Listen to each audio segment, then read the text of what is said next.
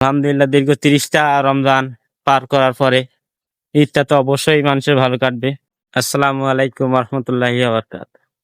কেমন আছেন সবাই? আশা করি ভালো আছেন। আমি আলহামদুলিল্লাহ আল্লাহর রহমতে ভালো আছি। তো আজকে ঈদের দ্বিতীয় দিন। তো আজকে আমরা আসলাম আমাদের ধান ক্ষেত একটু পরিদর্শন করার জন্য। বিকেলবেলা আসরের নামাজের পর আজকে আসলাম। আজকে ঈদের দ্বিতীয় দিন সকালে আমার আব্বু এসেছিল এবং এসে তিনি আমাদের যে মোটর, সেই মোটরটা ছেড়ে ছুঁয়ে গেছে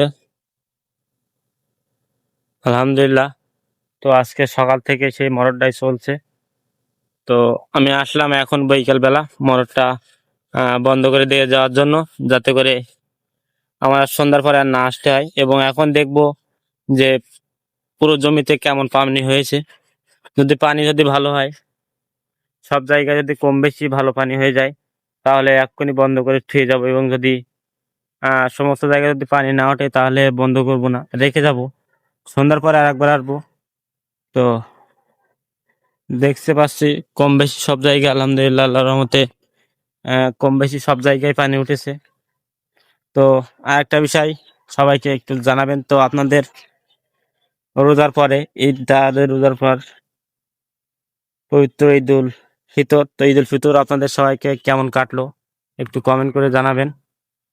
আলহামদুলিল্লাহ এই যে পানি কম বেশি সব জায়গায় হয়েছে, যেহেতু এই বইটা উষা এবং আমরা সবসময় আমরা এই নিচে নিয়ে উষা বইটাই পানি লাইন করে থুয়ে যাই। এবং এই বইটা ছাপিয়ে এই নিচের তলায় যে বড় বই, সেই বইটা যায়। কারণ উষা বইতে পানি উঠলে পরে নিচে বইতে সেই পানি নেমে যাবে, যে কারণে আমরা পানির লাইনটা উপরের আমাদের উষা বইতে করে রেখেছি এই যে।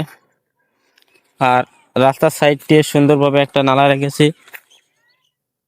নালা একটু পরিষ্কার করতে হবে, দীর্ঘদিন নালাটা পরিষ্কার করা হয়নি, কারণ এতদিন বইতে পানি দেওয়া হচ্ছিল না। ঘাটগুলো একটু বড় হয়ে গেছে, কারণ পিট চলছিল।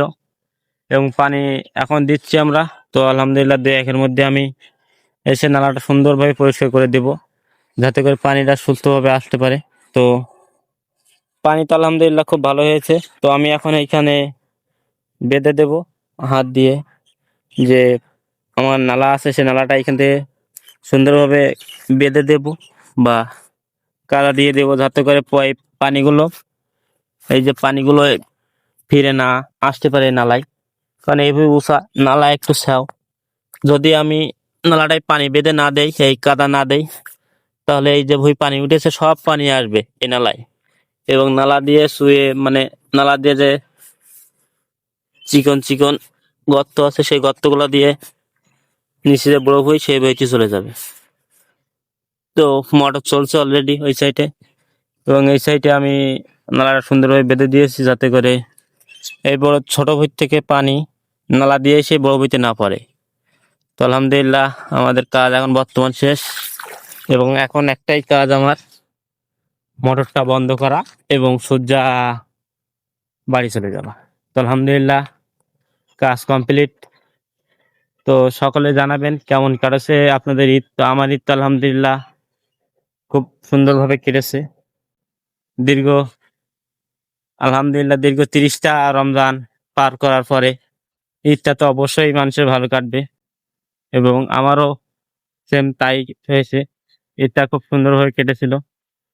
তো আমি এখন এইখান থেকে আমাদের যে মোটর, সেই মোটরটা বন্ধ করে জাস্ট বাড়ি চলে যাব। কাজ আমার আজকের কাজ এই পর্যন্তই শেষ। তো এই বইতেও দেখেন পানি কম বেশি সব জায়গায় হয়েছে। তো সকলেই আমাদের জন্য দোয়া করবেন, যাতে আমাদের কৃষি কাজে এবং খামারে মহান আল্লাহ তাআলা বারাকা দান করে। আসসালামু আলাইকুম ওয়া রাহমাতুল্লাহি ওয়া বারাকাতুহু।